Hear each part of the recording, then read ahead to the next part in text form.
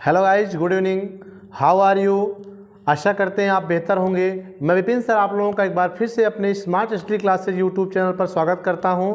मैं आपको पिछले वीडियो में जीव एवं समष्टि चैप्टर के कुछ इंपॉर्टेंट क्वेश्चन कवर कराए थे, जिसमें आपको समष्टि का महत्व और उनकी पारस्परिक क्रिया और उसमें भी धनात्मक और ऋणात्मक अंतःक्रिया के बारे में मैंने डिस्कस किया था। और उसमें भी कुछ पौधों में सहजीविता क्या है समझाइए, ये भी मैंने डिस्कशन किया था। तो अब हम उसी क्रम में आज हम चौथे क्वेश्चन इस पार्ट के जो इम्पोर्टेंट हैं उसी पे चल रहे हैं और उससे डिस्कशन करेंगे। और वीडियो पे बने रहिएगा, क्योंकि यहाँ पर जो भी पढ़ाया है मैंने सिर्फ वही क्वेश्चन आंसर किस तरह से क्वेश्चन पेपर में आएंगे इसका आपको एक रूपरेखा यहाँ पे समझ में आएगी। इसलिए वीडियो को स्किप मत कीजिए, ठीक है। प्रश्नों की रूपरेखा को समझने का प्रयास करिए, किस तरह के प्रश्न आते हैं और कैसे उसका आंसर लिखा जाएगा। हेलो स्टूडेंट्स, तो अगर आप IIT JEE mains and advance की तैयारी बहुत अच्छे से करना चाहते हो तो अनअकैडमी आप सभी के लेकर आए student excellence for class 12 JEE main and advance 2022 current class 11th students 11th revision batch and early class 12th batch. और यहाँ पर आप देख सकते हो स्टूडेंट इंडिया टॉप एजुकेटर्स जैसे मनोज चौहान सर हैं, पीयूष माहेश्वरी सर हैं, ब्रजेश जिंदल सर हैं, ये इंडिया टॉप एजुकेटर्स हैं। बच्चों ये बैच स्टार्ट हो रहा है 28 दिसंबर से। उसके साथ साथ स्टूडेंट आप आगे देख सकते हो as for class 12 JEE main and advance 2022 current class 11th students 11th revision batch and early class 12th batch. यहाँ पर भी यही टॉप एजुकेटर्स हैं बच्चों, और ये भी बैच स्टार्ट हो रहा है 28 दिसंबर से। उसके साथ साथ बच्चों स्पार्क 2.0 बैच भी early class 11th and JEE main and advance students के लिए जो कि 2023 में देने वाले हैं, ठीक है। और ये बैच बच्चों 21 दिसंबर से स्टार्ट हो चुका है। और यहाँ पर जो बंसल क्लासेज हैं इंडियाज, मतलब आपने कोटा का नाम सुना होगा, कोटा के बंसल क्लासेज हैं ये, वहाँ के टॉप एजुकेटर्स हैं बच्चों।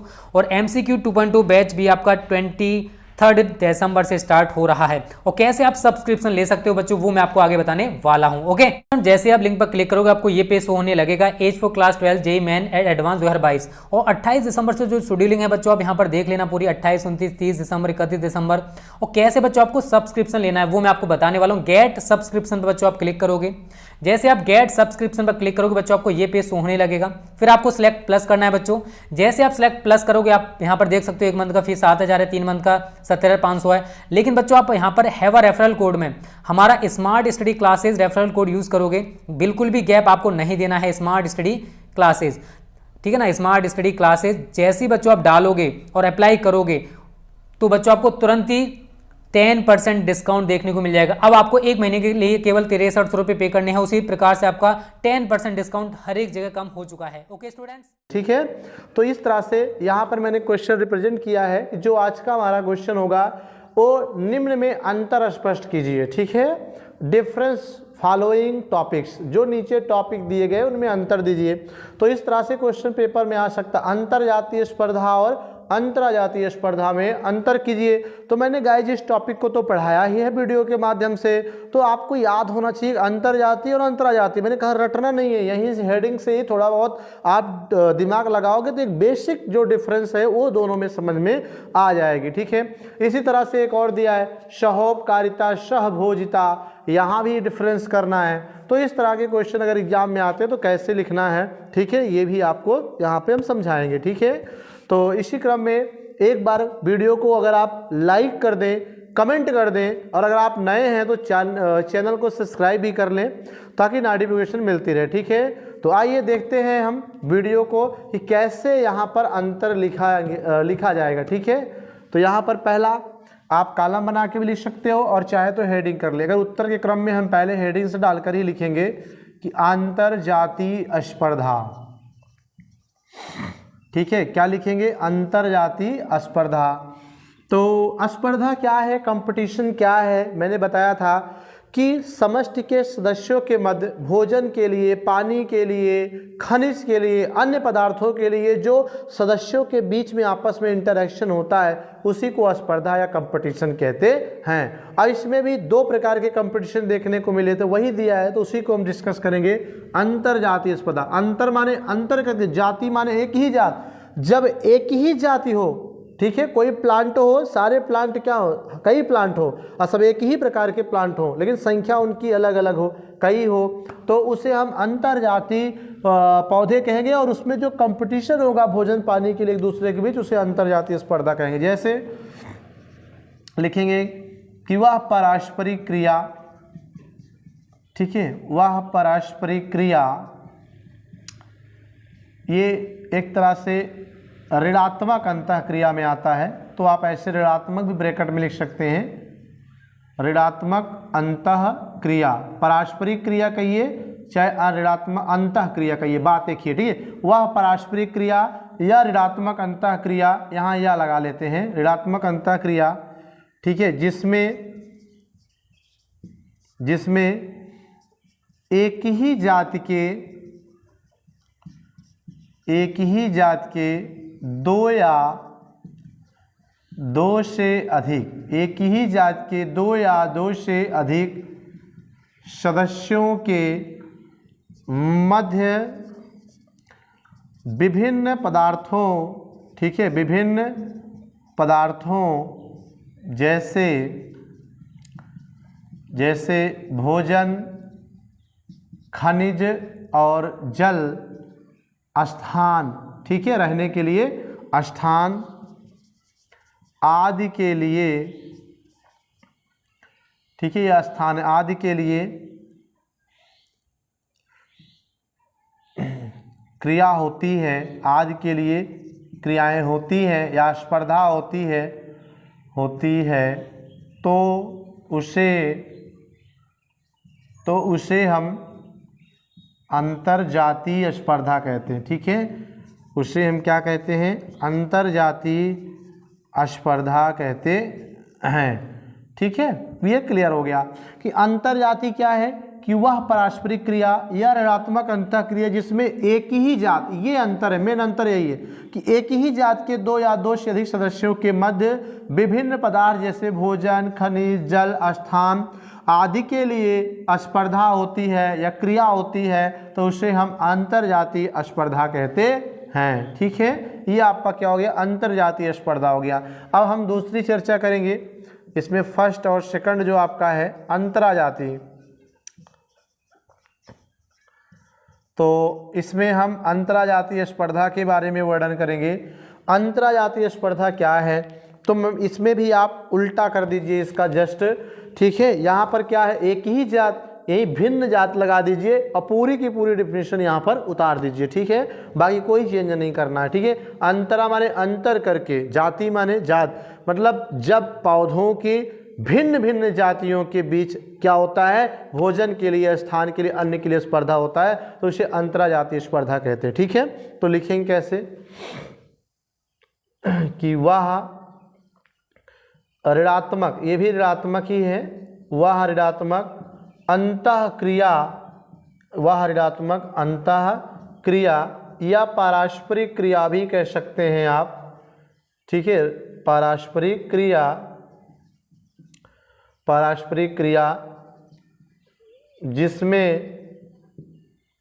जिसमें अब यहीं पर मैंने एक था, अब यहाँ चेंज कर देंगे भिन्न, जिसमें भिन्न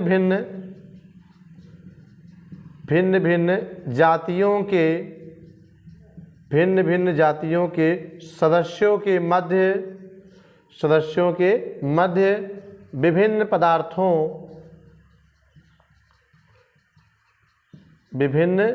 पदार्थों जैसे भोजन, खनिज, जल, स्थान आदि के लिए स्पर्धा होती है, ठीक है, स्पर्धा होती है, तो उसे हम क्या कहते हैं, अंतरजातीय स्पर्धा कहते हैं, ठीक है।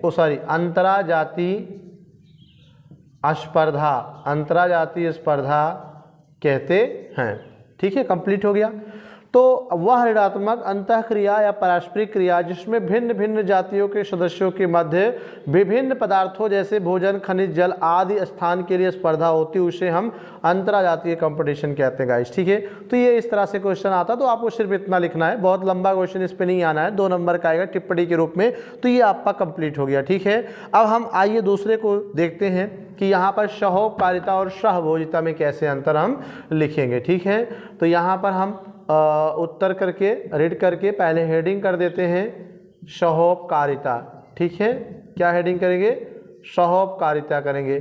तो इस तरह से हेडिंग करके हम यहाँ पे लिखेंगे, इसे आप नोट कर लें, फिर हम आगे बता रहे हैं। ठीक है, सभी गाइस नोट करें इसे।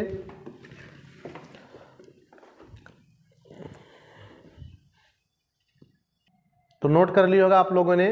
तो अब हम इसमें सहोपकारिता, जिसे परस्परता भी कहते हैं, म्यूचुअलिज्म भी कहते हैं, तो इसमें हम देखेंगे क्या है और सहभोजिता में क्या डिफरेंस है। ठीक है, तो पहले सहोपकारिता को देखते हैं। तो इसमें क्या होता है, सह मीन्स होता है साथ साथ, उपकारिता माने उपकार करना अर्थात कार्य करना या लाभ पहुंचाना, मतलब दो जीव साथ साथ इस प्रकार रहें कि दोनों ऐसा कार्य करें कि एक दूसरे को भी लाभ हो, खुद को लाभ हो और दूसरे वाले को भी लाभ हो। तो ऐसी व्यवस्था, ऐसी अंतःक्रिया को हम क्या कहते हैं, बोलिए, सहोपकारिता या परस्परता कहते हैं। ठीक है, यह धनात्मक अंतःक्रिया के अंतर्गत आता है। ठीक है, क्योंकि इसमें दोनों को लाभ हो रहा है, इसलिए धनात्मक अंतःक्रिया के अंतर्गत आता है गाइस। ठीक है, तो इसमें लिखना क्या है, कैसे इसे लिखेंगे, तो आइए देखते हैं कि वह धनात्मक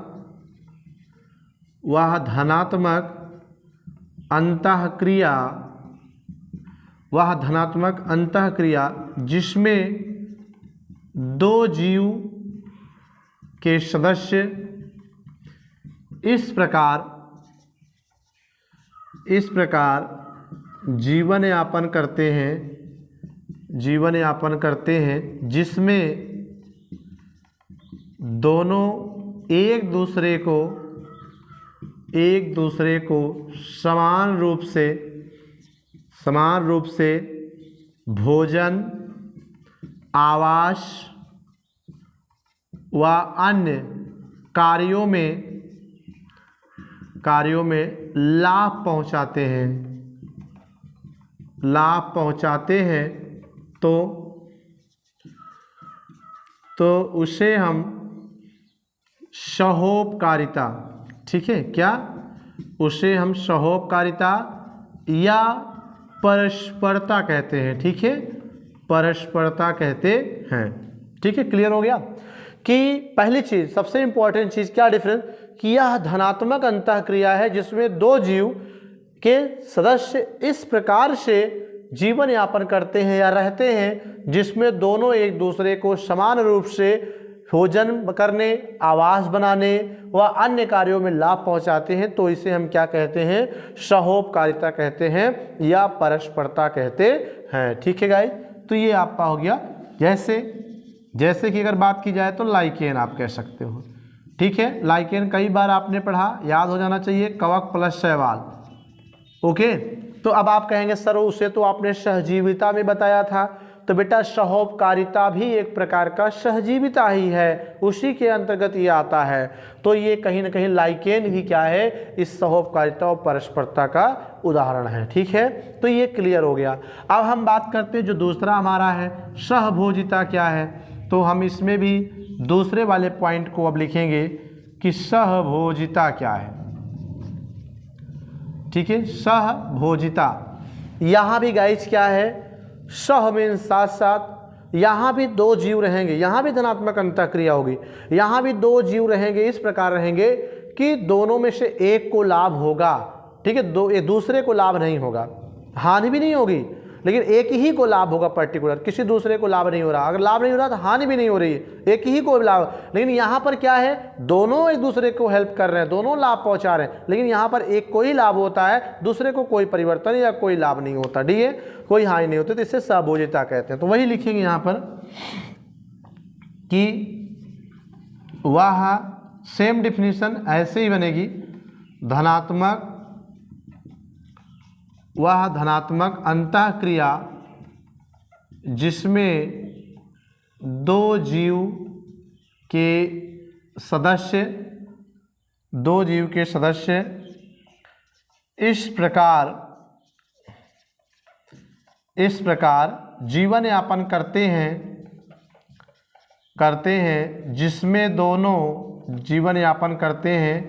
जिसमें दोनों एक दूसरे को समान रूप से, यहाँ पर गड़बड़ी हो गई, सॉरी मिस्टेक हो गया, इस तरह से जीवन यापन करते हैं जिसमें दूसरे दोनों को नहीं बल्कि एक को ही मैंने कहा, जिसमें एक सदस्य को लाभ होता है, एक सदस्य को लाभ होता है तथा दूसरे को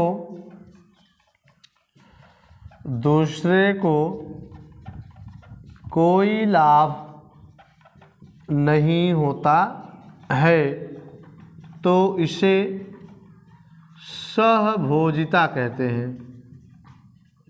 तो इसे सहभोजिता कहते हैं गाइस, ठीक है।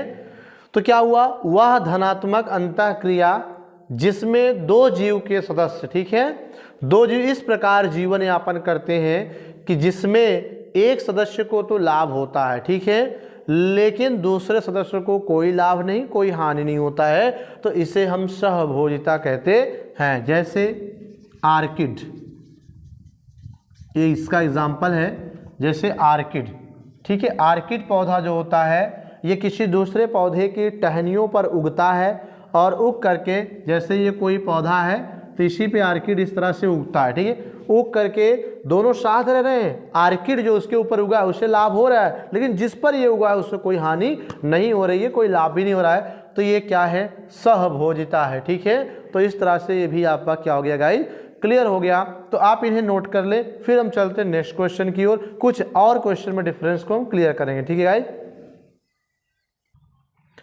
तो चलिए गाइस, नेक्स्ट क्वेश्चन आपके सामने रिप्रेजेंट है।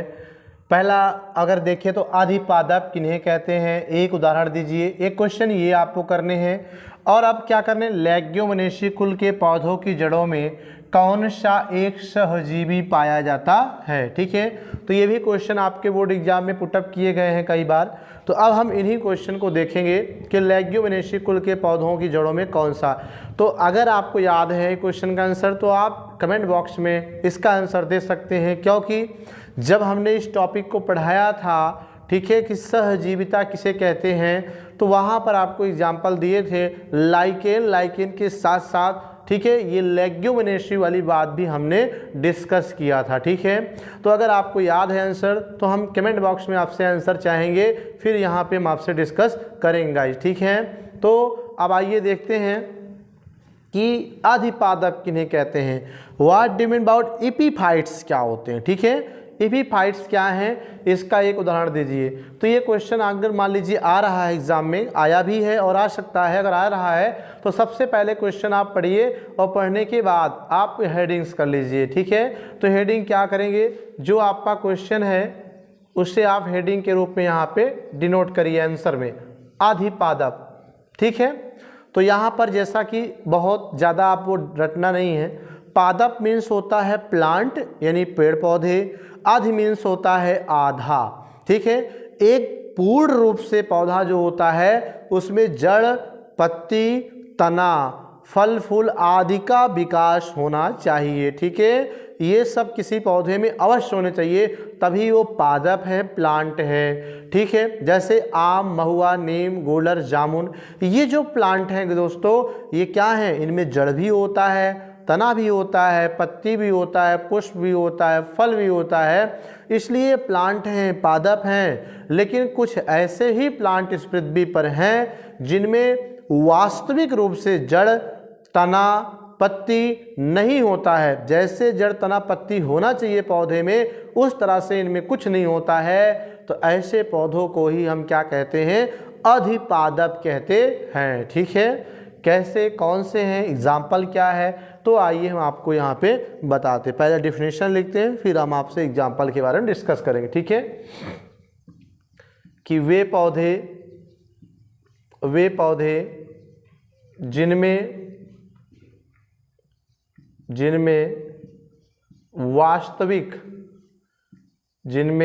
वास्तविक जड़, पत्ती, तना नहीं पाया जाता है, तना नहीं पाया जाता है, तो ऐसे पौधे को हम अधिपादप कहते हैं। ठीक है, क्या कहते हैं? अधिपादप कहते हैं। ठीक है, अधिपादप कहते हैं, मतलब ऐसे पौधे जिनमें वास्तविक जड़, वास्तविक पत्ती, वास्तविक तना नहीं पाया जाता है, तो ऐसे पौधों को हम क्या कहते हैं? एपीफाइट कहते हैं, अर्थात अधिपादप कहते हैं गाइस। ठीक है, एग्जाम्पल पूछ रहा है, एक उदाहरण दीजिए। तो आपने पढ़ा होगा, तो आप इसमें शैवाल दे सकते हो, शैवाल, एल्गी। ठीक है, algae is the best example of epiphytes, क्योंकि शैवाल जो होते हैं गाइज, इनमें वास्तविक रूप से जड़, तना, पत्ती नहीं होता। ये नहीं समझ में आता कि इसमें जड़ कौन सा है, तना कौन सा है, पत्ती कौन सा है। ये पूर्ण विकसित प्लांट नहीं होते आम, महुआ, नीम, गुलर, जामुन की तरह, इसलिए इन्हें हम क्या रखते हैं? अधिपादप कहते हैं। ठीक है, तो ये आपका एग्जाम्पल हो गया, तो ये आपका क्लियर हो गया। ठीक है, छोटा सा क्वेश्चन आएगा, आपको रटना नहीं है, यही से याद रखना। आधि माने आधा, पादप माने पौधे, आधा ही पौधे मतलब जिन्हें वास्तविक जड़, पत्ती, तना ना पाया जाता हो। ठीक है, तो ये गाइस आपका क्या हो गया? क्लियर हो गया।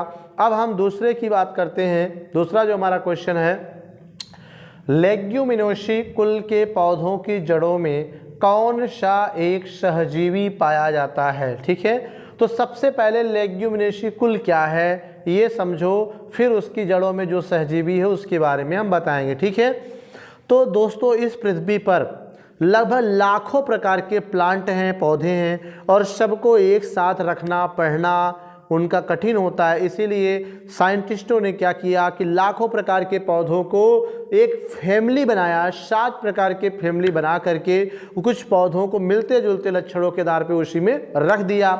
ठीक है, तो उसी में एक फैमिली है लेग्यूमिनेसी कुल या लेग्यूमिनेसी फैमिली, जिसे फेबेसी कहते हैं। इस फैमिली में कुछ प्लांट हैं, उस प्लांट के बारे में, ठीक है, यहाँ पर उसकी जड़ों में एक जीवाणु पाया जाता है, सहजीवी पाया जाता है। ठीक है, उसी के बारे में पूछ रहा है।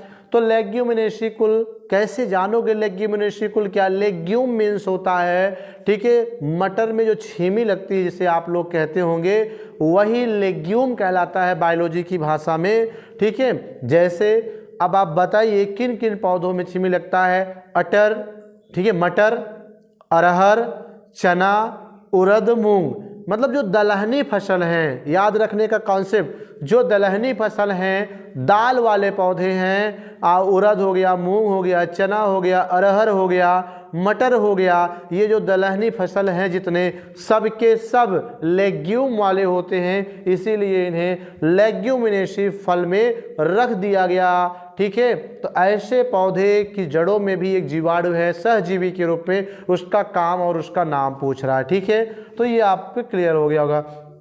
तो यहाँ पर हम लिखते कैसे, इसका आंसर कैसे देना है देखिएगा। लेग्यूमिनोसी कुल के पौधे, ठीक है, ये पहले आप छोटी सी हेडिंग करते हैं कि वे पौधे, वे सभी पौधे,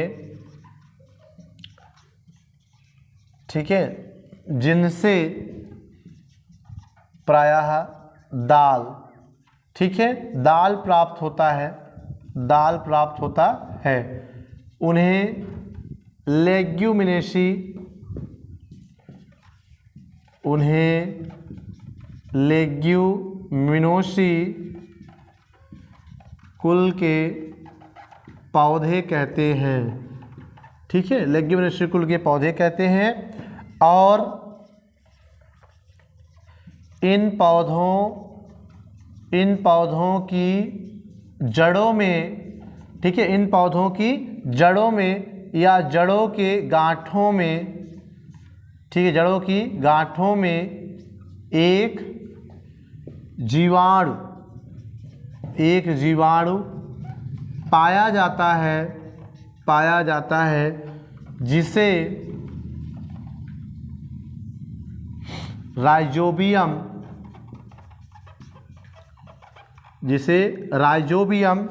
लेग्यूमिनोसेरम, ठीक है, ये जिस जीवाणु का नाम है राइजोबियम लेग्यूमिनोसेरम जीवाणु कहते हैं, जो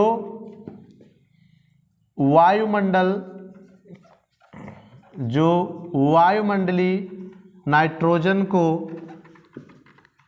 मृदा में नाइट्रेट के रूप में स्थिरीकरण करता है, स्थिरीकरण करके भूमि की उर्वरा शक्ति बढ़ाकर पौधों को लाभ पहुंचाता है। यह एक सहजीवी का उदाहरण है। यह एक सहजीवी का उदाहरण है। ठीक है, तो ये आपका क्लियर हो गया। तो कौन सा सहजीवी होता है, क्लियर हो गया।